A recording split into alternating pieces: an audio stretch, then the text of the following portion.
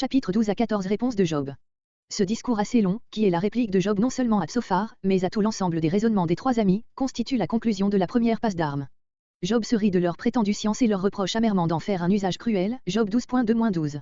Il connaît mieux que les perfections divines et prouve qu'il est en état d'en parler avec plus d'éloquence qu'ils ne l'ont fait.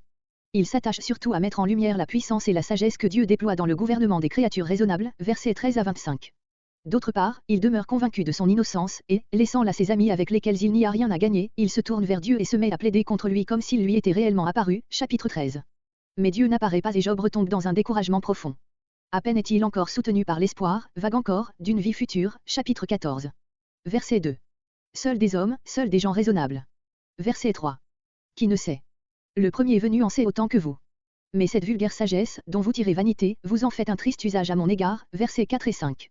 Votre théologie, qui est celle du monde en général, vous rend dur aux malheureux. Verset 6. Vous pourriez trouver ailleurs de meilleures occasions d'appliquer votre notion de la justice. Eux qui ont leur Dieu à la main, littéralement, qui font entrer Dieu dans leurs mains, c'est-à-dire dont l'épée, la force, est le seul Dieu. Verset 7. Versets 7 à 10. Les animaux même et la création inanimée possèdent la sagesse dont vous vous vantez. Verset 9. Éternel, le nom de Yahvé d'Eloah, qui est le nom de Dieu dans toute la partie poétique de notre livre, a paru suspect à plusieurs, qui voient dans nos versets 9 et 10 une adjonction postérieure. Et en effet, le verset 11 se rattache mieux au verset 8 qu'au verset 10. Verset 11. L'oreille intérieure ne discerne-t-elle pas le langage de la création? Verset 12. Job semble insinuer que Tsophar était encore un peu jeune pour venir lui faire des leçons, calmez. Verset 16. Pour Dieu, le trompeur n'est pas plus difficile à connaître et à manier que la dupe qui est sa victime. Verset 18. Il ceint le rein. Les rôles sont intervertis. Le peuple longtemps enchaîné enchaîne. Verset 21. Ici la ceinture est celle avec laquelle on relève les pans de son manteau quand on veut travailler.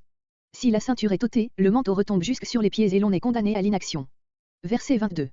Dieu manifeste les plans les plus secrets et les pensées les plus cachées des hommes. Verset 23. Il étend les nations. Après leur avoir donné extension et prospérité, il les punit et les envoie en exil.